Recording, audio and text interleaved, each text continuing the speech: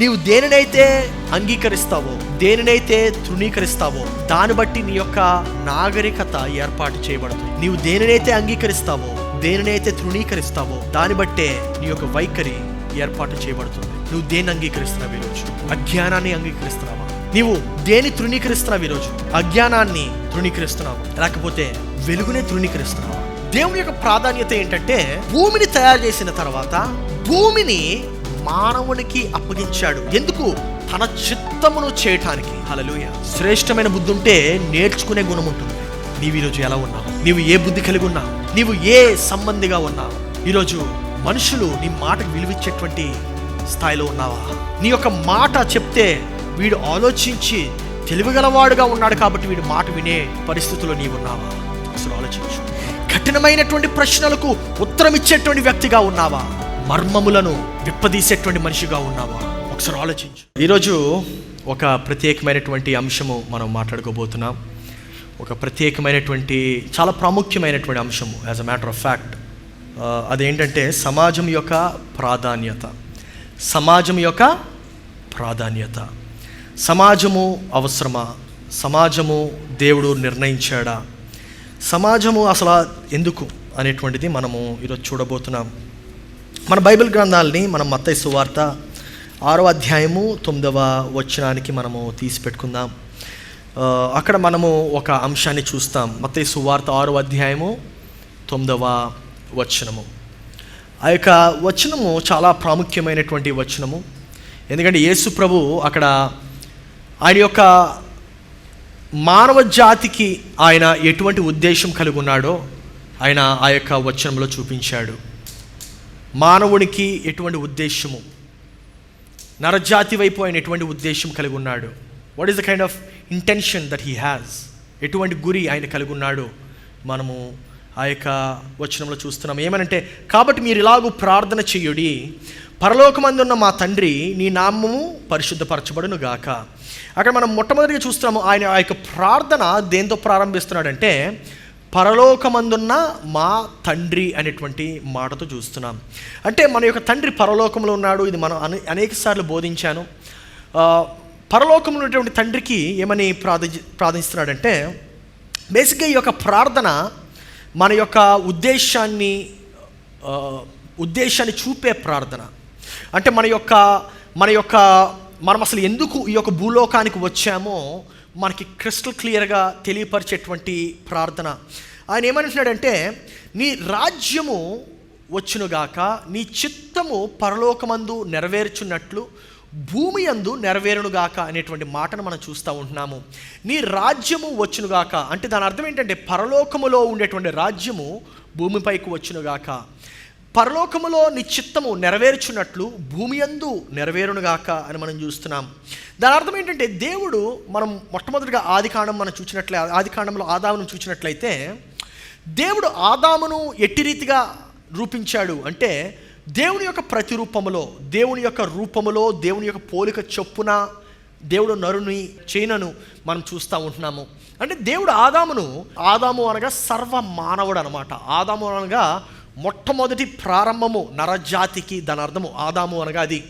ఆదాము అనేటువంటిది పేరు బిరుదు కాదు. ఆదాము అనగా సర్వజాతి, సర్వ మానవుని యొక్క జాతి అని. సో ఈ యొక్క ఆదికాండంలో మనం చూస్తే ఆల్రెడీ భూలోకమును దేవుడు పరలోకముగానే తయారు చేసి ఉన్నాడు.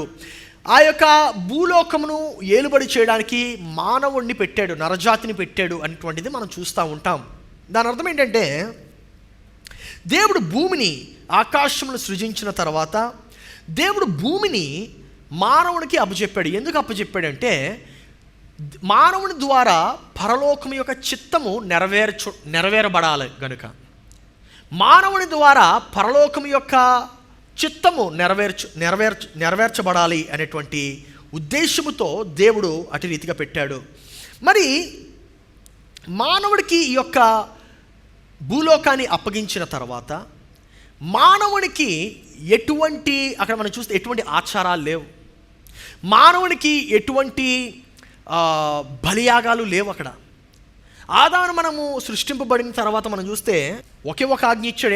ఏమనంటే, ఈ వృక్షం ఫలం తప్ప ఏదైనా తినండి అన్నాడు. That is the only thing that he gave. అది ఒకటి తప్ప ఇంకా ఏ ఆజ్ఞ కూడా ఇవ్వలేదు. మరి అటువంటిది మానవుడు దేవుణ్ణి చేరుకోవడానికి రకరకాల క్రియలు మనము సృష్టించి ఉన్నాం, రకరకాల ఆచారాలు మనము సృష్టించి ఉన్నాము. మనం అందుకే ఇప్పటికి కూడా మానవునికి ఎటువంటి ఆచారమును మనం ఫాలో అవ్వాలంటే ఇష్టపడం. ఎందుకు ఇష్టపడమంటే దానిలో సత్యము లేదు అనేటువంటి విషయం మనకు అర్థమవుతూ ఉంటుంది. ఉదాహరణకి దేవుడు భూలోకాన్ని మానవ జాతికి ఇచ్చి నా చిత్తాన్ని మీరు నెరవేర్చండి అన్నాడు, నా యొక్క ప్రణాళికను మీరు చేయండి అన్నాడు. కానీ మనకి ఇవ్వబడినటువంటి అధికారాన్ని మనం సర్పానికి అనగా అపవాదికి ఇచ్చేసాము. మనకి అప్పగింపబడినటువంటి అధికారమును మనం ఇతరులకు అప్పగించేసాము. నా ప్రియ సహోదరి సహోదరుడా, ఆ టైంలో ఆదాము మొట్టమొదటిగా ప్రారంభించిన తర్వాత ఆ టైంలో ఎటువంటి అడుక్కోవటము ప్రార్థన కూడా లేదు. మీరు జాగ్రత్తగా గమనిస్తే ప్రార్థన కూడా లేదు. దేవుని వేడుకోవటము, దేవుని అడగటము కూడా లేదు. ఎందుకో తెలుసా? ప్రతిదీ కూడా సంపూర్ణంగా చేయబడి ఉన్నది. హల్లెలూయా. మరి ఈ యొక్క ఆచారాలు, ఇటువంటి సాంప్రదాయాలు ఇవన్నీ ఎప్పుడు ప్రారంభమయ్యాయి అంటే పాపము వచ్చిన తర్వాత. పాపము అనగా ఏంటంటే తిరుగుబాటు. ఎగ్జాక్ట్ వర్డ్, పాపము యొక్క ఎగ్జాక్ట్ వర్డ్ ఏంటంటే తిరుగుబాటు. పాపం అనగా తిరుగుబాటు. ఎవరికి? దేవుడు ఏ విధంగా అయితే తయారు చేశాడో దానికి తిరుగుబాటు. మనం దానికి తిరుగుబాటుగా చేసినట్లయితే దేవుడు దాన్నే పాపం అని పిలుస్తున్నాడు. మరి ఈ యొక్క పాపము వచ్చినప్పుడు ఏమైంది? జాగ్రత్తగా గమనించండి. పాపము వచ్చినప్పుడు మనము దేవుణ్ణి చేరుకోవడానికి రకరకాల ప్రక్రియలు మనం కనిపెట్టాము. ఈ విధంలో వెళ్తే దేవుని చేరుకోవచ్చు, ఈ విధంలో వెళ్తే పరలోకానికి వెళ్ళవచ్చు. ఆ దేవుని చేరుకోవడం లేకపోతే దేవుని యొక్క చిత్తం తెలుసుకోవడం మానేసి ఇప్పుడు మనం ఏం చేసామంటే పరలోకాన్ని ఎలా చేరుకోగలము అనేటువంటి మార్గంలో పడిపోయాము. ఈ యొక్క రాజ్య విధానములో సమాజం యొక్క అర్థం ఏంటో మనం ఈరోజు తెలుసుకుందాం. రాజ్య విధానములో సమాజం యొక్క అర్థము అంటే సమాజం యొక్క అర్థము, సమాజానికి చాలా అర్థాలు ఉంటాయి, కానీ దేవుని రాజ్య విధానంలో సమాజం అనగా ఏంటో మనం ఈరోజు చూద్దాం. జాగ్రత్తగా గమనించండి. ఈ యొక్క కమ్యూనిటీ సమాజము అనగా ఏంటి? సమాజము అనగా ఏంటంటే జాతీయ భావజాలము. సమాజము అనగా జాతీయ భావజాలము. సో ఈ యొక్క జాతీయ భావజాలం నుండి వచ్చేదే సమాజము. అంటే మేమందరం కలిసి ఇవి నమ్ముతాము, మేమందరం కలిసి ఈ పనులు చేస్తాము, మేమందరం కలిసి ఈ క్రియలు చేస్తాము అనేటువంటి ఒక సహజమైనటువంటి భావజాలము. సో జాతీయం అనే పదము జాతి నుండి వస్తుంది. జాతీయం అనేటువంటి పదము జాతి నుండి వస్తుంది. జాతి సమాజాన్ని సృష్టిస్తుంది, జాతి సమాజాన్ని సృష్టిస్తుంది. అంటే మనుషులు ఒక జాతికి చెందినటువంటి వారు ఒక సమాజాన్ని ఏర్పరుస్తారు. Are you getting it now? So అనేక సమాజాలు బట్టి ఒక దేశము ఏర్పడుతుంది. సో సమాజములన్నీ కలిపితే ఒక దేశాన్ని మనం ఏర్పరుస్తాం. ఈ యొక్క దేశంలో ఎటువంటి సమాజాలు ఉంటాయి? ఉదాహరణకి సిక్ సమాజం ఉంటుంది, ఇస్లాం సమాజం ఉంటుంది, క్రైస్తవ సమాజం ఉంటుంది, హిందువుల సమాజం ఉంటుంది, అనేక రకాలైనటువంటి సమాజాలు ఉంటాయి. సైంటిస్ట్ అనేటువంటి సమాజం ఉంటుంది, టీచర్స్ అనేటువంటి కమ్యూనిటీ ఉంటుంది. ఇలా రకరకాల కమ్యూనిటీస్ మనం ఉంటాయి అన్నమాట. మరి ఇక్కడ మనం చూస్తే ఎఫెసీయులకు రాసిన పత్రిక 1వ అధ్యాయం 4వ వచనంలో ఎట్లనగా తన ప్రియుని యందు తాను ఉచితముగా మనకు అనుగ్రహించిన తన కృపా మహిమకు కీర్తి కలిగినట్లు తన చిత్త ప్రకారమైన దయా సంకల్పము చొప్పున యేసు క్రీస్తుని ద్వారా తన కుమారులుగా స్వీకరించుటకై మనలను ముందుగా తన కోసము. అంటే దాని అర్థం ఏంటంటే దేవుడు మనలను ముందుగానే సృష్టించుకొని ఉన్నాడంట. మనం అర్థం చేసుకోవాల్సింది ఏంటంటే నీవు పుట్టక ముందే దేవుడు నిన్ను ఎరిగి ఉన్నాడు. అందుకే కదా యెరెమీయా గ్రంథంతో చెప్తా ఉంటాడు, నీవు తల్లి గర్భంలో పిండంగా ఏర్పడబడక మునిపే నేను నిన్ను ప్రవక్తగా ఎన్నుకుని ఉన్నానని చెప్తున్నాడు. ఇంకా మనం ఇంకొక వచనం కూడా చూస్తాము, నీవు నీ తల్లి గర్భంలో రూపింపబడక మునిపే నేను నిన్ను ఎరిగి ఉన్నానని చూస్తూ ఉంటాము. ఇంకా భూమి పునాదులు వేయబడక మునిపే నీవు ఎవరో నాకు తెలుసు అంటున్నాడు దేవుడు. నా ప్రియ సహోదరి సహోదరుడా, దేవుడు నిన్ను ఆయన కొరకు నిర్ణయించుకున్నాడు. దాని అర్థం ఏంటంటే మానవ జాతిని దేవుని కొరకు సృష్టించుకొని ఉన్నాడు. సో ఇప్పుడు మనం అర్థం చేసుకోవాల్సింది ఏంటంటే దేవుని యొక్క ప్రాధాన్యత ఏంటి? దేవుని యొక్క ప్రాధాన్యత ఏంటంటే భూమిని తయారు చేసిన తర్వాత భూమిని మానవునికి అప్పగించాడు. ఎందుకు? తన చిత్తమును చేయటానికి. హల్లెలూయా. దేవుని యొక్క చిత్తమును చేయటానికి దేవుడు భూమిని మానవునికి ఇచ్చాడు. ఎందుకయ్యా భూమిలో తన చిత్తం చేయడానికంటే ఎందుకు నాకు తెలియదు. ఇన్ని ఉండేటువంటి లక్షల కోట్ల యొక్క ప్లానెట్స్ ఉన్నా సరే ఆ లక్షల కోట్ల ప్లానెట్స్లో నుండి భూమి అనేటువంటి ప్లానెట్ని ఎంచుకొని దేవుడు కనపడనటువంటి తన యొక్క పరలోకమును కనపడేటువంటి ఈ యొక్క భూలోకములో తను చూపించాలనుకున్నాడు. I understanding it? అదే క్రిస్మస్ యొక్క నిజమైనటువంటి అర్థము. సో ఈ యొక్క మాటను మనం ఎక్కడ చూస్తూ ఉంటామంటే, ఇందాక నేను చెప్పినట్లు మత్తయి సువార్త 6వ అధ్యాయం 9వ వచనంలో చూస్తూ ఉంటాము. ఏమనంటే కాబట్టి మీరు ఇలాగ ప్రార్థన చేయండి, పరలోకమందున్న మా తండ్రి, నీ నామము పరిశుద్ధపరచబడును గాక, నీ రాజ్యం వచ్చును గాక, నీ చిత్తము పరలోకమందు నెరవేర్చున్నట్లు భూమి యందు నెరవేరును గాక. ఈ యొక్క మాటను మనం క్రిస్టల్ క్లియర్గా చూస్తే మనకు అర్థమయ్యేది ఏంటంటే పరలోకము భూలోకానికి రావాలి, భూలోకం పరలోకానికి వెళ్ళకూడదు. మళ్ళీ చెప్తున్నాను, జాగ్రత్త వినండి. పరలోకము భూలోకానికి రావాలి, భూలోకము పరలోకానికి వెళ్ళటం కాదు. కానీ మన యొక్క ప్రార్థన ఏముంటుంది? దేవా నేను పరలోకాన్ని తీసుకెళ్ళయ్యా, దేవా పరలోకములో నేను చూడాలి ప్రభువా అని కాదండి. యేసు ప్రభు నేర్పించినటువంటి ప్రార్థనలో మన యొక్క అర్థం ఏంటంటే, సారాంశం ఏంటంటే పరలోకమే భూలోకానికి దిగి రావాలి. హల్లెలూయా. మనము ఎల్లప్పుడూ ఆలోచించేది ఏంటి? నన్ను ఎప్పుడు తీసుకెళ్ళిపోతావు? పరలోకానికి తీసుకెళ్తే ఎటువంటి బాధలు ఉండవు, పరలోకానికి తీసుకెళ్తే ఎటువంటి అంతా సుఖమే. దేవుడు అంటున్నాడు, కాదు నాయనా, నిన్ను పరలోకానికి తీసుకువెళ్ళడానికి భూలోకములు అసలు ఎందుకు సృష్టిస్తాను? ఇప్పుడు పరలోకం తీసుకెళ్ళాలంటే చాలా సింపుల్, పరలోకంలోనే పుట్టిస్తాను కదా మిమ్మల్ని. మరి నీ కోరికంతా పరలోకం ఎప్పుడు వెళ్తాను? పరలోకానికి తీసుకెళ్ళిపోయి నన్ను, ఈ బాధలు వద్దు, ఈ కష్టాలు వద్దు, పరలోకం వెళ్తే సరిపోతుంది అనేటువంటి ఆలోచన ఎందుకు వస్తుంది?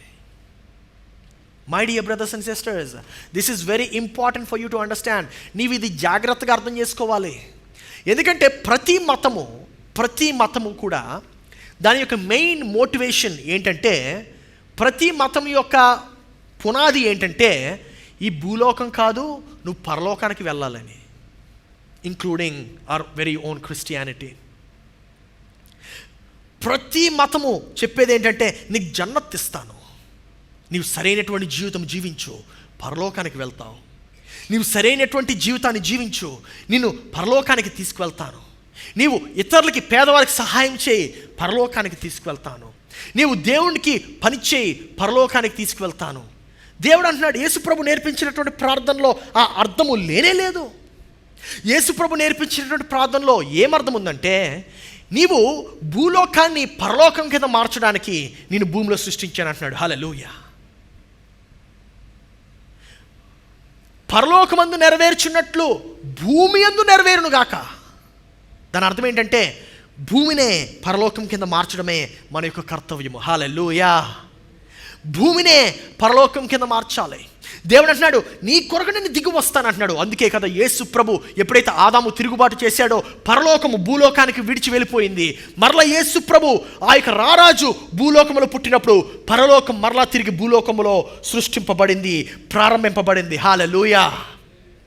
నా ప్రియ సహోదరి సహోదరుడా, దేవుని యొక్క ప్రాధాన్యత నీవు పరలోకానికి వెళ్ళటం కాదు. దేవుని యొక్క ప్రాధాన్యత భూలోకానికే పరలోకానికి నీవు తీసుకురావటం, భూలోకానికే పరలోకానికి నీవు తీసుకురావటం. ఒకవేళ దేవుడు నిన్ను పరలోకానికి తీసుకువెళ్ళాలనుకున్నాడంటే నీవు రక్షణ పొందిన వెంటనే నేను చంపేయాలి కదా, మళ్ళీ ఏ పాపం చేయకుండా. ఆలోచించండి, బాప్తిస్మం తీసుకున్న వెంటనే దేవుడిని చంపేయాలి, మరి అలా చేయట్లేదే. As a matter of fact దేవుడు నీ యొక్క మరణాన్ని పొడిగిస్తూనే ఉంటున్నాడు, వాయిదా వేస్తూనే ఉంటున్నాడు. నీవు ఎంత విషకరమైనటువంటి పదార్థాలు తిన్నా సరే దేవుడు నీకు స్వస్థత అనేటువంటి కార్యాన్ని ఇస్తూనే ఉంటున్నాడు. I able to understand? అర్థమవుతుందా? దేవుడు నిన్ను ఎందుకు స్వస్థపరుస్తున్నాడంటే పరలోకానికి అప్పుడే రావద్దు అంటున్నాడు. మనం ఏం చేస్తాం? కుర్చీ మీద కూర్చుంటాం, ఎవ్వరు లేనప్పుడు ఆలోచిస్తాం, ఎందుకు ఈ బాధ, ఎందుకు ఈ శ్రమ, తీసుకెళ్ళిపోవచ్చు కదా. దేవుడు అంటే నువ్వు పరలోకానికి వచ్చి ఏం చేస్తావయ్యా? భూలోకంలోనే నీవు పనిచేయడానికి నిన్ను పెడితే పరలోకానికి ఎందుకు రావాలనుకుంటున్నావు? నా ప్రియ సహోదరి సహోదరుడా, ఇప్పుడు వరకు మనం అటువంటి మతపరమైనటువంటి ఒక తప్పుడు బోధలోనే మన జీవితాన్ని మనం నిలుపుకున్నామే. దేవుని యొక్క ఉద్దేశము, దేవుని యొక్క గురి భూమి పరలోకానికి వెళ్ళటం కాదు, పరలోకమే భూమిపైకి రావటం. హల్లెలూయా. పరలోకమే భూమిపైకి రావటం. యేసయ్య ఈ వాక్యము చేతనే ఆయన మోటివేట్ చేయబడ్డాడు. ఎప్పుడైతే ఒక దేశము ఇంకొక దేశాన్ని ఆక్రమిస్తుందో అప్పుడు ఏమవుతుందంటే, ఆక్రమింపబడినటువంటి దేశము ఆక్రమించినటువంటి దేశం యొక్క భాషను తీసుకుంటుంది, ఆక్రమించినటువంటి దేశం యొక్క వస్త్రధానమును తీసుకుంటుంది, ఆక్రమించినటువంటి దేశం యొక్క ఆలోచన విధానమును తీసుకుంటుంది. ఉదాహరణకి భారతదేశము ఒకప్పుడు బ్రిటిష్ వారి చేత పరిపాలింపబడేది. అందుకే మనందరం ఉదయం లెగ్గానే ఒకటి తాగుతాం, ఏంటది? టీ. అందుకే మనందరం ప్యాంట్లు షర్ట్లు వేసుకుంటున్నాం ఇప్పటికి కూడా. ఎందుకు? అది మన సాంప్రదాయం కాదండి, మనది ధోతి, పంచ, కుర్తా. జాగ్రత్తగా ఆలోచించండి. ఏ దేశమైతే ఆక్రమిస్తుందో ఆక్రమించినటువంటి దేశము దాని యొక్క ఆలోచన విధానంలోకి వెళ్ళిపోతూ ఉంటాం. నా ప్రియ సహోదరి సహోదరుడా, మీరు జాగ్రత్తగా గమనించాల్సిన విషయం ఏంటంటే, దేవుడు భూమిపైకి పరలోకానికి తీసుకురావాలనుకున్నాడు. దేవుడు భూమిపైకి పరలోకాన్ని తీసుకురావాలనుకున్నాడు. నిన్ను ఏ దేశం పరిపాలిస్తుంది ఈరోజు? నిన్ను ఏ లోకం పరిపాలిస్తుంది ఈరోజు? What is dominating you today? ఇంకా అబద్ధాలు ఆడుతున్నావా? అది పరలోకం యొక్క విధానం కాదు. ఇంకా మోసం చేస్తున్నావా? అది పరలోకం యొక్క విధానం కాదు.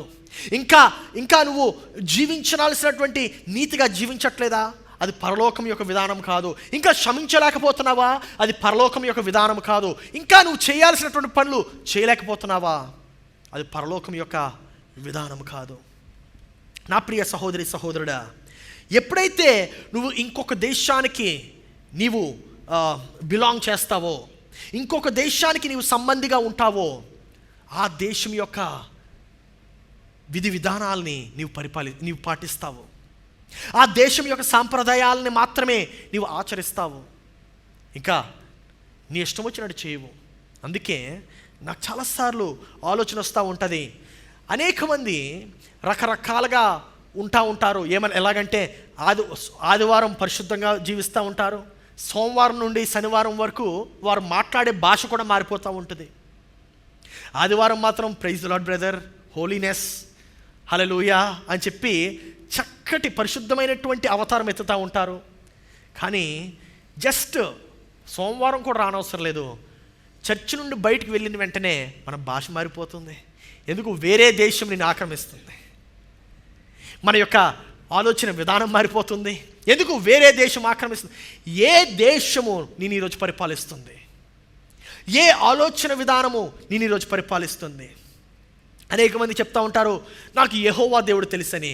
కానీ యెహోవా వలె జీవించాలి కదా. నేను పరిశుద్ధుని కనుక మీరు కూడా పరిశుద్ధమైనటువంటి జీవితం జీవించండి అంటున్నాడు. కానీ మనమేమంటున్నాము?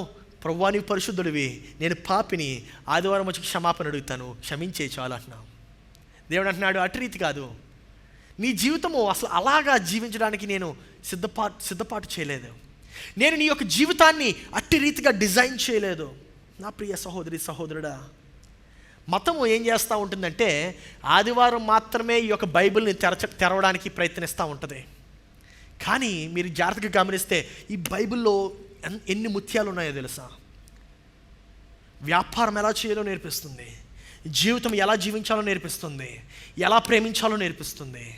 మతం ఏం చెప్తుందంటే, వద్దు దానిలో ఏం లేదు, లోకం నేర్పించేది నేర్చుకో. లోకం అంటే అనగా వేరే విధానం అది. నా ప్రియ సహోదరి సహోదరుడా, ఈ యొక్క మతం ఏం చెప్తుందంటే నీవు ఒక పాపివి అని చెప్తుంది.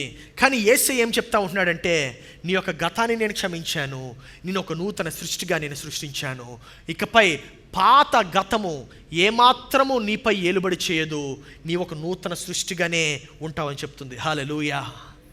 నా ప్రియ సహోదరి సహోదరుడా, నీవు కొన్నిసార్లు అనుకోవచ్చు, నేను క్రైస్తవుడిగా లేకపోతే బాగున్ను, నేను క్రైస్తవునిగా లేకపోతే బాగున్ను అని. నీకో విషయం అడగనా? నీవు భారతీయుడిగా జీవించకుండా నీలో ఉన్నటువంటి ఆ యొక్క భారతీయ తత్వాన్ని తీసివేయగలవా? ఆ యొక్క భారతీయ నాగరికతను తీసివేయగలవా? తీసివేయలేవు కదా. మరి అలాంటప్పుడు నేను క్రైస్తవుడు అవ్వకపోయి నుండి ఈ పని చేసేవాడిని నువ్వు ఎలా అనుకుంటున్నావు? నీవు పరలోకానికి చెందినటువంటి మనిషివైతే పరలోకము చేసేటువంటి పనులు జీవితాంతము చేస్తావు. పడుకున్నా చేస్తావు, లేచినా చేస్తావు. Because it is your culture. పరలోకం అనేటువంటిది నీలో, ఆ యొక్క నాగరికత అనేటువంటిది నీలో ఎల్లప్పుడూ ఉంటుంది. నా ప్రియ సహోదరి సహోదరుడా, అందుకే ఒకరోజు పేతురు యేసు ప్రభుతో మాట్లాడుతూ ఏమన్నాడంటే, యేసయ్యా, పరలోకాన్ని నేను చూడాలనుకున్నాను, అది నీవు ఎక్కడి నుండైతే వచ్చావో ఆ యొక్క ప్రదేశం నేను చూడాలనుకుంటున్నాను అన్నాడు.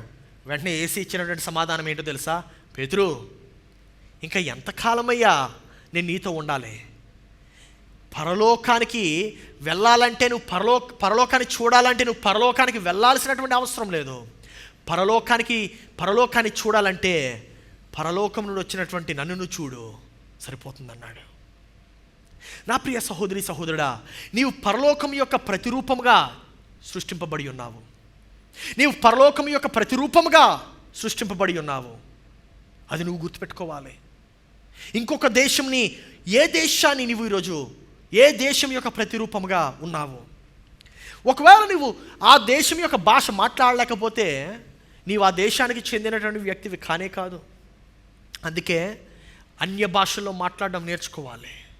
ఎందుకంటే అదే పరలోకం యొక్క భాష. హల్లెలూయా. అనేక మంది అన్య భాషలు మాట్లాడుతూ ఉంటే విచిత్రంగా చూస్తూ ఉంటారు. విచిత్రంగా కాదు, నీవే వేరే దేశం యొక్క పరిపాలనలో ఉన్నావు, అందుకే అన్య భాషలు రావట్లేదు. నా ప్రియ సహోదరి సహోదరుడా, దేవుని యొక్క సంకల్పము ఏంటో చూద్దాము. దేవుని యొక్క సంకల్పము ఏంటి అనగా అంటే 3 విధానాల్లో మనం చూస్తూ ఉంటాం. మొట్టమొదటిది పరలోకం యొక్క ప్రతిరూపంగా చూస్తున్నాం. దేవుడు భూలోకాన్ని నిన్ను పరలోకం యొక్క ప్రతిరూపముగా చేశాడు. పరలోకం యొక్క ప్రతిరూపముగా దేవుడు నిన్ను చేశాడు. రెండవది, పరలోకం యొక్క నాగరికతను సృష్టించడం కోసము మానవ జాతిని చేశాడు. పరలోకం యొక్క నాగరికతను సృష్టించడం కోసము మానవుని చేశాడు. మూడవది, సమాజాన్ని ఏర్పాటు చేయడం కొరకు, పరలోకం యొక్క సమాజాన్ని ఏర్పాటు చేయడం కొరకు దేవుడు మానవుని సృష్టించాడు. సో దేవుడు యేసు ప్రభు దేవుని యొక్క రాజ్యము, దేవుని యొక్క సమాజము ద్వారా దేవుడు ప్రవేశపెట్టాలనుకుంటున్నాడు. పరలోక రాజ్యము దేవుని యొక్క సమాజము ద్వారా ప్రవేశపెట్టాలనుకుంటున్నాడు. మరి పరలోక రాజ్యము దేవుని యొక్క సమాజం ద్వారా ప్రవేశపెట్టాలనుకుంటే ఆ దేవుని యొక్క సమాజానికి కావలసినటువంటిది ఏంటి? ఇదే ప్రాముఖ్యము. సమాజానికి కావలసినటువంటి ప్రాముఖ్యమైనటువంటి విషయం ఏంటంటే పరలోకం యొక్క నాగరికత. అందరూ చెప్పండి, పరలోకం యొక్క నాగరికత. పరలోకం యొక్క నాగరికత ఎంత ప్రాముఖ్యం అంటే, నాగరికత లేకుండా నీవు సమాజాన్ని సృష్టించలేవు. మళ్ళీ చెప్తున్నాను, నాగరికత లేకుండా నీవు సమాజాన్ని సృష్టించలేవు. ఒక నాగరికత అనగా ఏంటి? నాగరికత అనగా నీవు దినదినము ఎలా జీవిస్తున్నావు, నీవు దినదినము పాటించేటువంటి ఆచారాలు, నీవు దినదినము జీవించేటువంటి జీవిత విధానము చాలా ప్రాముఖ్యము. సో నీవు సమాజాన్ని సృష్టించాలంటే నాగరికతను సృష్టించాలి. సమాజాన్ని సృష్టించాలంటే దేన్ని సృష్టించాలి? నాగరికతను. అందరూ చెప్పండి, నాగరికతను. ఈ యొక్క నాగరికత ఎంత ప్రాముఖ్యం అంటే, దేవుడు ఎప్పుడు కూడా పరలోకం యొక్క నాగరికతను దేవుడు సృష్టించాలనుకుంటున్నాడు. పరలోకం యొక్క నాగరికత ఉదాహరణకి ఎలా ఉంటుంది? నిన్ను వలె నీ పొరుగువాడిని ప్రేమించాలంటున్నాడు. ఇంకా ఎలా ఉంటుంది? పరలోకంలో ఎటువంటి ద్వేషం ఉండదు. మనుషుల పట్ల, సృష్టి పట్ల ఎటువంటి ద్వేషం ఉండదు. పరలోకంలో నీవు ఎల్లప్పుడూ క్షమిస్తూనే ఉంటావు. పరలోకంలో నీవు ఎల్లప్పుడూ ఇస్తూనే ఉంటావు. ఇదంతా కూడా పరలోకం యొక్క నాగరికత. లోకం యొక్క నాగరికత ఎలా ఉంటుంది? ద్వేషము. ఒకవేళ ఎవడైనా నీకు కీడు చేస్తే వాడు క్షమించొద్దు, వాడిపై నువ్వు ప్రతీకారం తీర్చుకోవాలంటున్నాడు. నా ప్రియ సహోదరి సహోదరుడా, ఇది ఎంత ప్రాముఖ్యం అంటే ఈ యొక్క నాగరికత మన సమాజాన్ని ఏర్పరుస్తుంది. ఈరోజు నువ్వు ఏ సమాజంను నీవు ప్రతిరూపంగా ఉంటున్నావు, ఏ సమాజానికి నీవు ప్రతిరూపంగా ఉంటున్నావు. సో కరెక్ట్ పాస్టర్ గారు, సమాజం ఏర్పాటు చేయాలంటే నాగరికత కావాలి. కానీ నాగరికతను ఏర్పాటు చేయాలంటే ఏం కావాలి? నాగరికతను ఏర్పాటు చేయాలంటే ఎలాగ మనము నాగరికతను ఏర్పాటు చేయగలము, నాగరికత ఎలాగా కనపరచబడుతుంది అనేటువంటి టాపిక్ని ఇప్పుడు మనం చూద్దాం. మొట్టమొదటిగా నాగరికత విలువల ద్వారా కనబడుతుంది. ఎలా కనబడుతుంది? విలువల ద్వారా. నీవు ఎటువంటి విలువలు కలిగి ఉన్నావు? నీవు ఈరోజు ఎటువంటి విలువలు కలిగి ఉంటున్నావు? నీ జీవితంలో ఏ దేశం యొక్క విలువలను చూపిస్తున్నావు? అనేక మంది పనిలో వారి యొక్క విలువను చూపించరు. పనిలో మా యజమానుడు చూస్తేనే చేస్తాను, లేకపోతే చేయను అనేటువంటి ఉద్దేశంలో ఉంటాం. మా మేనేజర్ చూస్తేనే కనబడేలాగా పని చేస్తాం. నా ప్రియ సహోదరి సహోదరుడా, పరలోకం యొక్క విలువలు అవి కావు. పరలోకంలో నీవు ఎలాగ సేవిస్తావంటే, నీవు దేవుని సేవిస్తున్నట్టే నీ యొక్క పనిలో సేవిస్తావు. You work as if you're working for the lord అనే దేవుని యొక్క వాక్యంలో ఉంటుంది. నీవు ప్రభువుకు ఎలాగైతే పని చేస్తావో అట్టి రీతిగానే పని చేస్తావని ఉంటుంది. రెండవది, నాగరికత ప్రాధాన్యతల ద్వారా కనబడుతుంది. నాగరికత ఎలా కనబడుతుంది? మళ్ళీ చెప్పండి. ప్రాధాన్యతల ద్వారా. మూడవది, నాగరికత స్వభావము ద్వారా కనబడుతుంది. ఈరోజు నువ్వు ఏ నాగరికతను పోలి ఉన్నావు? ఈరోజు నువ్వు ఏ ప్రాధాన్యతలు కలిగి ఉన్నావు? ఏ ప్రాధాన్యత కలిగి ఉన్నావు? అనేక సార్లు మనం కలిగే ప్రాధాన్యత ఏంటో చెప్పనా? ధనం. అంతే. నీవు ధనం అనేటువంటిది ఎంత ప్రాధాన్యతగా మార్చుకున్నావంటే, ధనము లేకుండా నీవేం చేయలేకపోతున్నావు. కానీ యేసుప్రభువు ఏమంటున్నాడు తెలుసా? ఇదే మాట 2000 సంవత్సరాల క్రితం చెప్పినటువంటి మాట మీకు చెప్తున్నాను ఇప్పుడు. నీవు ఏం తిందువో, ఏమి త్రాగుదువో, ఏమి ధరిస్తువో దాని గురించి ఎందుకు చింతిస్తున్నావు? దాని అర్థం ఏంటో తెలుసా? నీవు డబ్బు కొరకు ఎందుకు చింతిస్తున్నావు? ఎందుకు? బట్టలు కొనుక్కోవాలంటే ఏం కావాలి? డబ్బులు. ఆహారం కొనుక్కోవాలంటే డబ్బులు. ఇంకా మంచినీళ్ళు తాగాలన్నా సరే ఇప్పుడు డబ్బులు. దేవుడు చెప్తున్నటువంటి మాట ఏంటంటే, నీవు డబ్బుల కొరకు ఎందుకు చింతిస్తున్నావు? డబ్బుల కొరకు చింతించొద్దు. ఏమంటాడు తెలుసా? ముందుగా నా నీతిని, రాజ్యంను వెతుకుడి, అప్పుడు డబ్బులు ఆటోమేటిక్గా వస్తాయి. Are you getting something? మన యొక్క ప్రాధాన్యతలు మనం మార్చేసుకున్నాము. అందుకే దేవుడే ఈ యొక్క భూమిని సృష్టించి ఉన్నాడు. దేవుడు సృష్టించినటువంటి ఈ యొక్క భూలోకములో మన యొక్క ప్రాధాన్యతలు మార్చుకున్నాం కనుక మనము ఆయన యొక్క దీవెనలు చూడలేకపోతున్నాం. Are you getting it? దేవుడి యొక్క దీవెనలు చూడాలంటే దేవుడు ఎట్టి రీతిగా ఈ యొక్క భూలోకాన్ని సృష్టించి ఉన్నాడో అట్టి రీతి ప్రాధాన్యతలు మనం కలిగి ఉండాలి. మనం డబ్బుల కొరకు మోసం చేస్తున్నాం. ఇప్పుడు డబ్బుల కొరకు నీతిగా బ్రతకట్లేదు. డబ్బుల కొరకు అబద్ధాలు ఆడుతున్నాము. డబ్బుల కొరకు హత్యలు కూడా చేస్తున్నాము. What is happening? దేవుడు అంటున్నాడు, అరే నీవు చేయాల్సిందల్లా నా నీతిని, రాజ్యం వెతకమంటున్నాడు. అప్పుడు డబ్బులు నిన్ను వెంబడిస్తాయి అంటున్నాడు. నా ప్రియ సహోదరి సహోదరుడా, నాగరికత నీ ప్రాధాన్యత ద్వారా కనబడుతుంది. నాగరికత ప్రాధాన్యతల ద్వారా కనబడుతుంది. మూడవది, నాగరికత స్వభావం ద్వారా కనబడుతుంది. నాగరికత ఎటువంటి స్వభావం కలిగి ఉన్నావు నీవు ఈరోజు? సాత్వికమైనటువంటి స్వభావం కలిగి ఉన్నావా? లేకపోతే ద్వేషమైనటువంటి స్వభావంతో జీవిస్తున్నావా? ఈగోయిస్టిక్గా జీవిస్తున్నావా? లేకపోతే నేర్చుకుందామనేటువంటి ఉద్దేశంతో జీవిస్తున్నావా? నాగరికత నాలుగవది ప్రమాణాల ద్వారా కనబడుతుంది. ప్రమాణాల ద్వారా నీవు ప్రమాణం చేసేటువంటిది నీవు నిలబెట్టుకోగలుగుతున్నావా? నీవు మాటిస్తే ఆ యొక్క మాటకి కట్టుబడి ఉండగలుగుతున్నావా? నీకు విషయం తెలుసా, నేను ఎంతమందితో అయితే వ్యాపారం చేస్తున్నానో వారెవరితో కూడా ఎటువంటి బాండ్ కూడా రాసుకోవట్లేదు. No bonds, no documentation. ఎందుకో తెలుసా, వారు అంటున్నారు అవసరం లేదండి, మీరు మాటిస్తే అది బాండ్ కన్నా స్ట్రాంగ్గా ఉంటుంది, ఎటువంటి డాక్యుమెంటేషన్ అవసరం లేదు అంటున్నారు. నా ప్రియ సహోదరి సహోదరుడా, ఈరోజు నీ యొక్క మాటకు, నీ యొక్క ప్రమాణాలకు, నీ యొక్క వాగ్దానానికి విలువ ఉందా? నీ యొక్క ప్రమాణాలు మనుషులు నమ్ముతున్నారా? నీ స్వంత భార్య నమ్మలేకపోతుందా? నీ స్వంత పిల్లలే నమ్మలేకపోతున్నారా? ఎలా ఉంది నీ యొక్క జీవితం? పరలోకం యొక్క నాగరికతను చూపించాలంటే నీ మాటకు ముందుగా విలువ ఉండాలి. నీ మాటకు నీవు ముందుగా విలువ ఉంచాలి. 5వది, నాగరికత పండుగల ద్వారా కనబడుతుంది. నాగరికత పండుగల ద్వారా కనబడుతుంది. నువ్వు వేటిని పండుగ చేసుకుంటున్నావు? నీవు ఏ పండుగలు చేసుకుంటున్నావు? కొంతమంది, నేను చాలామందిని చూస్తూ ఉంటాను, వారు మనతో పాటు ఈస్టర్ చేసుకుంటారు, గుడ్ ఫ్రైడే చేసుకుంటారు, క్రిస్మస్ చేసుకుంటారు, మళ్ళీ రంజాన్ చేసుకుంటారు, మళ్ళీ వినాయక చవితి చేసుకుంటారు, డ్యాన్స్లు వేస్తారు వీధిలోకి వెళ్ళి. మ్యాన్, నీవు దేన్నైతే పండుగ చేసుకుంటున్నావో నీవు దాన్ని హెచ్చిస్తున్నావు. గుర్తుపెట్టుకోవాలి ఆ మాట.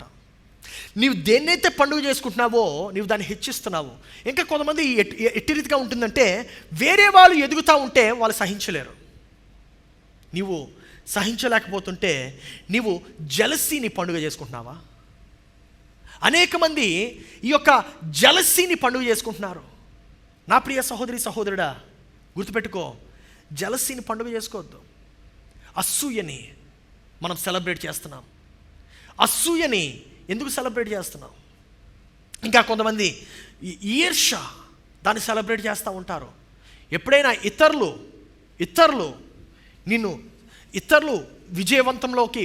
విజయంలోకి నడుచుకున్నట్లయితే, ఒకవేళ ఇతరులు విజయవంతంగా జీవిస్తున్నట్లయితే వారి దగ్గరికి వెళ్ళి నువ్వు వాళ్ళని అప్రిషియేట్ చేయాలి. You need to start appreciating them. ఎప్పుడైతే నువ్వు అప్రిషియేట్ చేస్తావో అప్పుడు నువ్వు వాళ్ళని సెలబ్రేట్ చేస్తున్నట్టు, అప్పుడు నువ్వు వాళ్ళని పండుగ చేస్తున్నట్టు. నా ప్రియ సహోదరి సహోదరుడా, జాగ్రత్త గమనించండి ఈ మాట. This is very very important. కొంతమంది రకరకాల పండుగలు చేసుకుంటూ ఉంటారు. కొంతమంది గే ప్రైడ్ అని వాళ్ళు ఫేస్బుక్లో, ఇన్స్టాగ్రామ్లో పెడతా ఉంటారు, సెలబ్రేటింగ్ గే ప్రైడ్. నా ప్రియ సహోదరుడా, నువ్వు దేనినైతే పండుగ చేస్తున్నావో నువ్వు దాన్ని హెచ్చిస్తున్నావు. What are you celebrating today? What are you promoting today? అనేక మంది చిల్డ్రన్స్ డే చేస్తారు, అనేక మంది మదర్స్ డే చేస్తారు, ఫాదర్స్ డే కూడా చేస్తారు. నాకు చిల్డ్రన్స్ డేలో, మదర్స్ డే చేయడంలో, ఫాదర్స్ డే చేయడంలో అంత పెద్ద లోతైనటువంటి డెప్త్ కనిపించదు. ఎందుకో తెలుసా? ఎవరైనా ఫాదర్ అవ్వచ్చు, ఎవరైనా పిల్లలు కనవచ్చు. పిల్లల కన్నంత మాత్రాన నువ్వు వాళ్ళు చూసుకుంటున్నట్టు కాదు. చిల్డ్రన్స్ డే చాలా ఈజీగా సెలబ్రేట్ చేయొచ్చు. స్కూల్లో సెలబ్రేట్ చేస్తాము, ఇవన్నీ చేస్తూ ఉంటాం. మనం ఎప్పుడైనా హస్బెండ్స్ డే చేస్తున్నామా? చేయట్లేదు. హస్బెండ్స్ డే చేయట్లే, వైఫ్ డే చేయట్లే. మనము వైవాహిక జీవితానికి ఆ విలువ ఇవ్వట్లేదు. We need probably this church needs to start celebrating husbands day and wife day. ఎందుకో తెలుసా? అంత విలువనివ్వాలి. మనము వైవాహిక జీవితానికి మనము అట్టి విలువనివ్వాలి. నా ప్రియ సహోదరి సహోదరుడా, అదే పరలోకం యొక్క నాగరికత. ఈరోజు నువ్వు నీ యొక్క డబ్బును దేని మీద ఖర్చు పెడుతున్నావు? నీ డబ్బును నువ్వు దేని మీద ఖర్చు పెడుతున్నావో నువ్వు కానీ జాగ్రత్తగా గమనిస్తే నీవు ఎటువంటి నాగరికత కలిగి ఉన్నావో నీకు తెలుస్తుంది. అనేక మంది వారు ఒకవేళ ₹1,00,000 సంపాదిస్తున్నట్లయితే ఆ ₹1,00,000 50,000 ఎంటర్టైన్మెంట్ మీద ఖర్చు పెడతారు. ఒకవేళ 25,000 సంపాదిస్తే 25,000లో 20,000 ఎంటర్టైన్మెంట్ ఖర్చు పెడతా ఉంటారు. సినిమాలకి, షికార్లకి, తిరగడానికి, మంచి బట్టలకి. నీ ప్రాధాన్యత ఎలా ఉంది? నీ ప్రాధాన్యత దేని బట్టి ఉంది? నువ్వు దేనిపైనైతే ఎక్కువ ఖర్చు పెడుతున్నావో అదే నీ యొక్క నాగరికతగా ఉంటుంది. నీవు దేనిపైనైతే ఎక్కువ ఖర్చు పెడుతున్నావో నీ యొక్క నాగరికత దాన్ని బట్టే ఉంటుంది. ఈ యొక్క సంఘం అందుకే క్రిస్మస్ మరియు ఈస్టర్ కూడా సెలబ్రేట్ చేస్తుంది. హల్లెలూయా. ఈ సంఘం అందుకే Christmas, Easter, new year, good Friday celebrate చేస్తుంది. ఎందుకంటే మనం క్రీస్తు యొక్క పుట్టుక మాత్రమే కాదు, క్రీస్తు యొక్క పునరుద్ధానం కూడా మనం సెలబ్రేట్ చేస్తున్నాము. ఎందుకంటే క్రీస్తే జీవమై ఉన్నాడు. హల్లెలూయా. నా ప్రియ సహోదరి సహోదరుడా, నాగరికత నైతిక విలువల ద్వారా కనపరచబడుతుంది. నాగరికత నైతిక విలువల ద్వారా కనపరచబడుతుంది. నీవు ఎటువంటి విలువలు కలిగి ఉన్నావు? నీవు ఎటువంటి నైతిక కలిగి ఉన్నావు? నీవు ఎటువంటి నైతిక విలువలు కలిగి ఉన్నావు? ఏం నమ్ముతున్నావు ఈరోజు నువ్వు? 7వది, నాగరికత సంబంధాల ద్వారా కనబడుతుంది. నీవు ఆ యొక్క దేశానికి ఎటువంటి సంబంధం కలిగి ఉన్నావు? నీవు ఆ యొక్క దేశంతో ఎటువంటి సంబంధం కలిగి ఉన్నావు? వారు నిన్ను ఎట్టి రీతిగా చూస్తున్నారు? నీవు ఈ యొక్క సమాజంలో ఒకరితో ఒకరు ఎటువంటి సంబంధాలు కలిగి ఉన్నారు? మీ యొక్క పాస్టర్ గారితో నీవు సంబంధం కలిగి ఉన్నావా? ఎటువంటి సంబంధం కలిగి ఉన్నావు? నీ యొక్క సహోదరుడితో నీవు సంబంధం కలిగి ఉన్నావా? ఎటువంటి సంబంధం కలిగి ఉన్నావు? ఈ రోజులో చూస్తే మనము కుటుంబాల్లోనే మనం సంబంధాలు కలిగి ఉండట్లేదు. భార్య భర్తతో సంబంధం కలిగి ఉండట్లేదు, భర్త భార్యతో సంబంధం కలిగి ఉండట్లేదు, తల్లిదండ్రులు పిల్లలతో సంబంధం కలిగి ఉండట్లేదు, పిల్లలు తల్లిదండ్రులతో సంబంధం కలిగి ఉండట్లేదు, టీచర్లు విద్యార్థులతో సంబంధం కలిగి ఉండట్లేదు, విద్యార్థులు టీచర్స్తో సంబంధం కలిగి ఉండట్లేదు. నా ప్రియ సహోదరి సహోదరుడా, పరలోక రాజ్యంలో ప్రతి ఒక్కరూ సంబంధీకులే. పరలోక రాజ్యం యొక్క నాగరికతలో ప్రతి ఒక్కరూ సంబంధీకులే. ఎవరు కూడా సంబంధం లేకుండా ఉండరు. నా ప్రియ సహోదరి సహోదరుడా, నీవు పరలోకముతో సంబంధం కలిగి ఉన్నావా? ఈరోజు నీవు పరలోకముతో సంబంధం కలిగి ఉన్నావా? 9వ మాట చూస్తాం మనం. నాగరికత నీతి ద్వారా కనపరచబడుతుంది. నాగరికత నీతి ద్వారా నీవు ఎటువంటి నీతిని కలిగి ఉన్నావు? నీ యొక్క నీతి ఏమై ఉన్నది? నీవు ఏ నీతిలో నడుస్తున్నావు? ఈరోజు ఏ నీతిలో నడుస్తున్నావు? నీవు దేనిపైన ఆధారపడి ఉంటున్నావు? డబ్బుల కొరకు మోసం చేస్తున్నావా? లేకపోతే చేయట్లేదా? నీవు డబ్బుల కొరకు, సంపాదన కొరకు మాత్రమే బ్రతుకుతున్నావా? లేకపోతే విలువల కొరకు బ్రతుకుతున్నావా? What are you living your life on? 9వది, నాగరికత సామాజిక సంబంధాల ద్వారా కనపరచబడుతుంది. నాగరికత సామాజిక నిబంధనల ద్వారా కనపరచబడుతుంది. సామాజిక నిబంధనలు అనగా ఏంటి? సామాజిక నిబంధనలు అనగా సమాజము దేనినైతే సాధారణంగా అంగీకరిస్తుందో వాటికి. ఉదాహరణకి, ఒకప్పుడు విడాకులు అంటే అదొక పెద్ద పాపం. ఇప్పుడు విడాకులు సాధారణమైపోయింది. అంటే మనం అంగీకరించేస్తున్నాం. నీవు విడాకులను అంగీకరిస్తే అంత కామన్ అయిపోతుంది. ఏమంది, ఈరోజు పెళ్లి చేసుకుంటారు, రేపు విడిపోతారు, కుదరలేదండి మళ్ళీ ఎల్లుండి పెళ్లి చేసుకుంటారు. It has become such a norm today. అబ్బాయిలు పెళ్లి చేసుకోవడం, తర్వాత దాన్ని కూడా మనం అంగీకరించేస్తాం. అమ్మాయిలు పెళ్లి చేసుకోవడం, సహజీవన చేయడం, దాన్ని కూడా మనం అంగీకరించేస్తాం. నా ప్రియ సహోదరి సహోదరుడా, ఈ యొక్క నిబంధనలు, నువ్వు ఎటువంటి నైతిక నిబంధనలతో బ్రతుకుతున్నావు ఈరోజు చాలా ప్రాముఖ్యము. కొంతమంది వారి యొక్క గతాన్ని విడవలేరు. వారి యొక్క గతం యొక్క అలవాట్లు విడవలేరు. ఎందుకు విడవలేరంటే దానికి అంత అతుక్కుపోయి ఉన్నారు. దానికి అంత అతుక్కుపోయి ఉన్నారు. 10వది, ఆఖరిది, నాగరికత వైఖరి ద్వారా కనబడుతుంది. నాగరికత వైఖరి ద్వారా కనబడుతుంది. నీవు ఎటువంటి వైఖరి కలిగి ఉన్నావు ఈరోజు? ఒక సేవకుని యొక్క హృదయం కలిగి ఉన్నావా? లేకపోతే అధికారం చెలాయించేటువంటి హృదయం కలిగి ఉన్నావా? ఎటువంటి వైఖరి కలిగి ఉన్నావు? ఏమైనా నేర్చుకుందాము అనేటువంటి వైఖరి కలిగి ఉన్నావా? అన్నీ నాకు తెలుసులే అనేటువంటి వైఖరి కలిగి ఉన్నావా? కొంతమందికి ఏం చెప్పినా మనకు తిరిగి ఏదో ఒక సమాధానం చెప్తూ ఉంటారు. దాని అర్థం ఏంటో తెలుసా? Full of ego. ఆ వైఖరి మంచిది కాదు. అది పరలోకం యొక్క వైఖరి కాదు, అది అజ్ఞానం యొక్క వైఖరి. సాతాను యొక్క వైఖరి, చీకటి యొక్క వైఖరి అంతా నాకు తెలుసు అనుకోవడం. ప్రతి దేశానికి ఒక వైఖరి ఉంటుంది, ప్రతి నగరానికి కూడా ఒక వైఖరి ఉంటుంది, ప్రతి విలేజ్కి, గ్రామానికి ఒక వైఖరి ఉంటుంది. జాగ్రత్త గమనిస్తే ఒక గ్రామానికి వెళ్తే అందరూ అలాగే ప్రవర్తిస్తూ ఉంటారు. ఎందుకు? వైఖరి వల్ల. అందుకే కదా ఎవరైనా మీరు వైజాగ్ నుండి వచ్చారా అంటే మనకు తెలుసు అన్నమాట, వాళ్ళకి చేపల కూర అంటే ఇష్టం, రొయ్యలు అంటే ఇష్టం, వాళ్ళు రీతిగా ఉంటారు.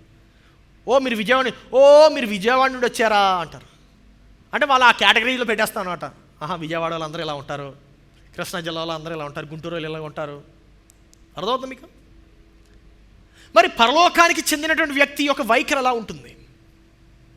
ఎప్పుడు నేర్చుకునేటువంటి వ్యక్తిగా ఉంటాడు, జ్ఞానం పెంచుకునేటువంటి వ్యక్తిగా ఉంటాడు, ఉపయోగపడేటువంటి వ్యక్తిగా ఉంటాడు, ఆస్తిగా ఉంటాడు, లైబిలిటీగా ఉండడు, ఆధారపడేటువంటి వ్యక్తిగా ఉంటాడు. కానీ ఆధారం కావాల్సినటువంటి వ్యక్తిగా ఉండడు. ఆ వ్యక్తి ద్వారా ఇతరులు లబ్ధి పొందేటువంటి వ్యక్తిగా ఉంటాడు, ఆశీర్వదింపబడేటువంటి వ్యక్తిగా ఉంటాడు. నా ప్రియ సహోదరి సహోదరుడా, నీవు దేనినైతే అంగీకరిస్తావో, దేనినైతే తృణీకరిస్తావో దాన్ని బట్టి నీ యొక్క నాగరికత ఏర్పాటు చేయబడుతుంది. నీవు దేనినైతే అంగీకరిస్తావో, దేనినైతే తృణీకరిస్తావో దాన్ని బట్టే నీ యొక్క వైఖరి ఏర్పాటు చేయబడుతుంది. నువ్వు దేన్ని అంగీకరిస్తున్నావు ఈరోజు? అజ్ఞానాన్ని అంగీకరిస్తున్నావా? నీవు దేన్ని తృణీకరిస్తున్నావు ఈరోజు? అజ్ఞానాన్ని తృణీకరిస్తున్నావా? లేకపోతే వెలుగునే తృణీకరిస్తున్నావా? గుర్తుపెట్టుకో, యేసుక్రీస్తుకి ఇంకొక పేరు ఏంటంటే వెలుగు. ఆయన ఈ లోకానికి వెలుగై ఉన్నాడు. దాని అర్థం ఏంటంటే లోకానికే జ్ఞానమై ఉన్నాడు. ఎన్నో సంవత్సరాలు నువ్వు ప్రార్థన చేస్తున్నావు కదా, దేవా నాకు మంచి ఆరోగ్యాన్ని, ఎన్నో నెలల నుండి నాకు మంచి ఆరోగ్యం నేను ప్రార్థన చేస్తున్నావు కదా, నువ్వేం తింటున్నావో ఒకసారి గమనిస్తున్నావా? ఆ అజ్ఞానంలోనే ఉంటూ నువ్వు జీవిస్తున్నట్లయితే ఎన్నటికీ అజ్ఞానం నుండి బయటకు రాలేవు. ఎప్పుడైతే నువ్వు నేర్చుకునేటువంటి వైఖరిలో ఉంటావో అప్పుడు నువ్వు దాని నుండి బయటకు రాగలవు. దానియేలు ఎప్పుడు కూడా సామాన్యమైన వాటిని అంగీకరించలేదు. దానియేలు, బైబిల్లో చూసేటువంటి దానియేలుని సామాన్యంగా ఉండే వాటిని ఎప్పుడు అంగీకరించలేదు ఆయన.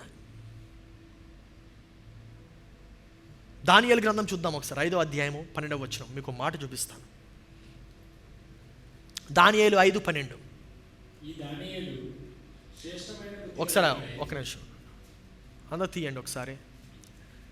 బైబిల్ మీ దగ్గర పెన్ ఉంటే ఈ మాటల్ని అండర్లైన్ చేయండి, నేను చెప్పేటువంటివి. ఈ దానియేలు అందరు తీసారా? దానియేలు 5:12. ఓకే, పెన్ కానీ పెన్సిల్ కానీ ఉంటే అండర్లైన్ చేయండి ఈ మాటలని, నేను చెప్పే మాటలని. ఈ దానియేలు శ్రేష్టమైన బుద్ధి గలవాడై అని ఉంటుంది. అంటే ఈ దానియేలు ఎటువంటి బుద్ధి కలిగి ఉన్నాడు అంటే సాధారణమైనటువంటి బుద్ధి కాదు, సాధారణం కన్నా క్రింద ఉండేటువంటి బుద్ధి కాదు, శ్రేష్టమైన బుద్ధి, శ్రేష్టమైనటువంటి బుద్ధి గలవాడై అని చూస్తున్న మాట. అంటే ఆయన సహజాన్ని, సాధారణాన్ని ఆయన అంగీకరించడు, శ్రేష్టతను అంగీకరిస్తే ఇచ్చేవాడు దానియేలు. ఆ మాటను అండర్లైన్ చేయండి. శ్రేష్టమైన బుద్ధి, ఆ మాటను అండర్లైన్ చేయండి. శ్రేష్టమైన బుద్ధి గలవాడై కలలు తెలియజేయుటకును, ఆ మాట కూడా అండర్లైన్ చేయండి. కలలు తెలియజేయుటకును. ఈయన కలిగి ఉండే కలలు కాదు, ఇతరులకు వచ్చినటువంటి కలలు కూడా ఈయన తెలియజేసేవాడు.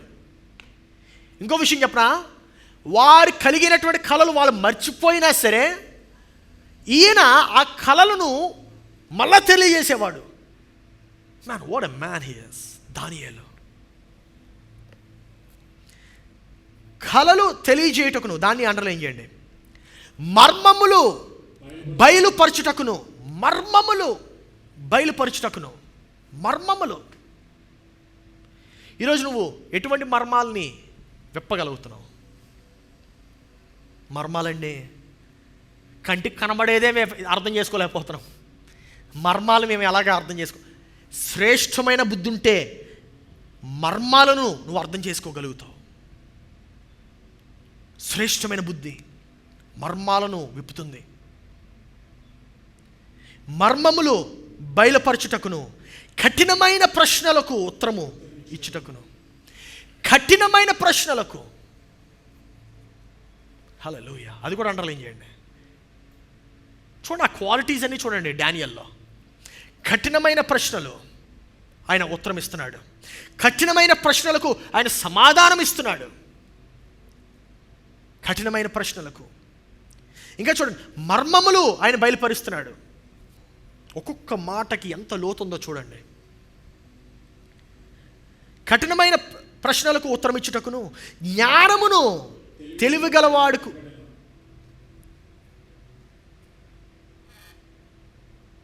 జ్ఞానమును తెలివియు వాడుగా కనబడెను. హల్లెలూయా. మనం అనుకుంటా ఉంటాం, మన గురించి ఎవరికి తెలియదులే. అరే, మన గురించి అందరికీ తెలుసు. నువ్వు బుద్ధి గలవాడో బుద్ధి లేనివాడో అందరికీ తెలుసు. మనమేమనుకుంటే ఎవరికి తెలియదు అనుకుంటా. కాదు, కళ్ళు మూసుకొని పిల్లి పాలు తాగుతూ ఉంటే ప్రపంచం అంతా చూస్తుంది. మనకి మాత్రమే తెలియదు. అంతా నాకే తెలుసు, అంతా నేనే. కాదు బ్రదర్, కాదు సిస్టర్, అలా కుదరదు. మనకు తెలియంది చాలా ఉంటుంది, నేర్చుకోవాలి. శ్రేష్టమైన బుద్ధి ఉంటే నేర్చుకునే గుణం ఉంటుంది. శ్రేష్టమైన బుద్ధి. ఆ రాజు అతనికి బెల్తెషజారు అని పేరు పెట్టెను. బెల్తెషజారు అనగా శ్రేష్టమైన వాడు, ప్రధానమంత్రి అయిన.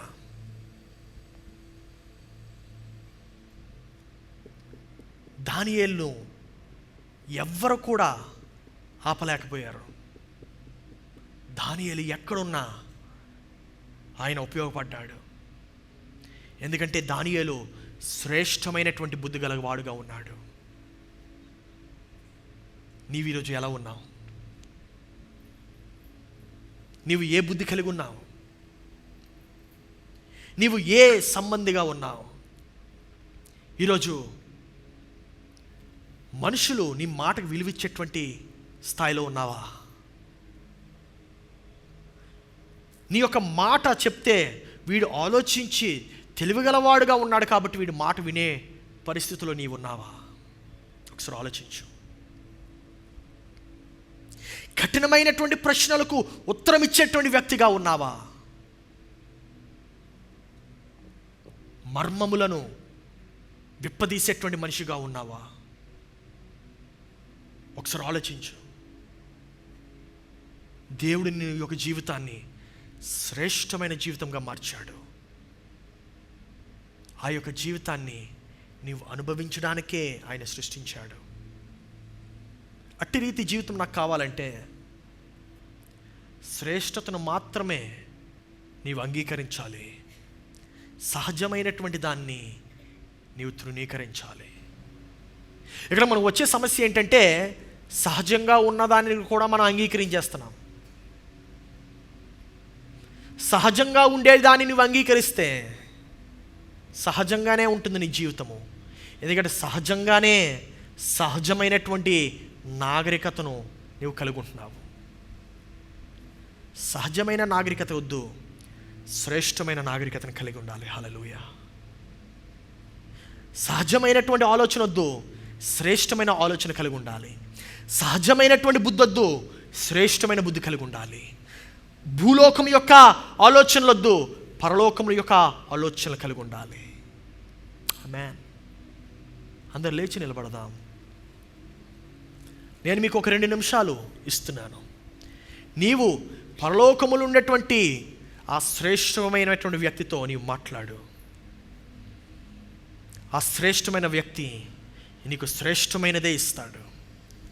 శ్రేష్టమైన బుద్ధి ఇస్తాడు, శ్రేష్టమైన ఆలోచన ఇస్తాడు, శ్రేష్టమైనటువంటి స్థానంలో పెడతాడు, శ్రేష్టమైనటువంటిదే నీకు ఆయన అర్పిస్తాడు. దేవా, నన్ను విలువైనటువంటి వ్యక్తిగా మార్చేయ్యా అని నువ్వు ప్రార్థించు. దేవా, నన్ను ఒక గుణము కలిగినటువంటి వ్యక్తిగా మార్చేయ్యా అని నువ్వు ప్రార్థించు.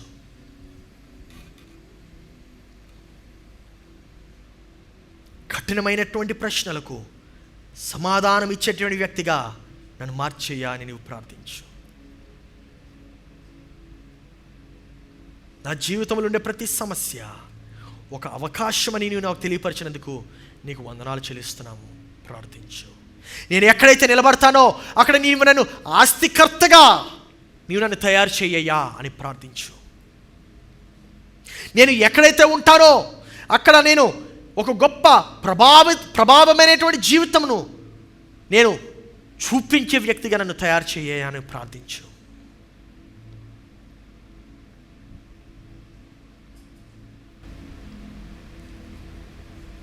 యేసు రాజా, నీకు స్తోత్రాలు, వందనాలు చెల్లిస్తున్నాం. దేవా, ఈ యొక్క సమాజ మందిరంలోనైనా మేమందరం ఇలా కూడి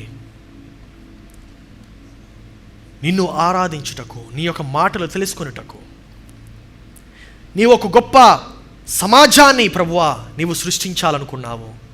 ఆ యొక్క గొప్ప సమాజము గొప్ప నాగరికత బట్టి మాత్రమే సృష్టింపబడుతుంది అనేటువంటి సత్యమును నీవు మాకు తెలియపరిచినందుకు వందనాలు చెల్లిస్తున్నాం.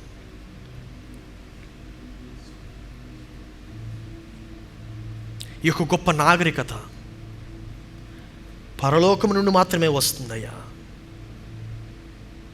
దాన్ని బట్టి నీకు వందనాలు చెల్లిస్తున్నాం. దేవా, ఈ యొక్క ఆరాధనకు వచ్చిన ప్రతి ఒక్కరిని దీవించుము, ఆశీర్వదించుము, బలపరచుము. సాయంత్రం జరగబోయేటువంటి ఆ యొక్క క్రిస్మస్ కల్చరల్ నైట్లోనైనా నీ యొక్క నాగరికతను మేము చూపించడానికి సహాయం చేయము. నీ యొక్క దీవెనలు మమ్మల్ని వెంబడించడానికి సహాయం చేయము. నీతో ఎల్లప్పుడూ ఉండేలాగా నా సహాయం చేయము. యేసు పరిశుద్ధ నామములో అడిగి ప్రార్థిస్తున్నాము. దేవా, కానుకలు వేసిన ప్రతి ఒక్కరిని దీవించుము, ఆశీర్వదించుము, నూరింతల ప్రతిఫలమును దయచేయము. యేసు పరిశుద్ధ నామములో అడిగి ప్రార్థిస్తున్నాము తండ్రి. ఆమేన్.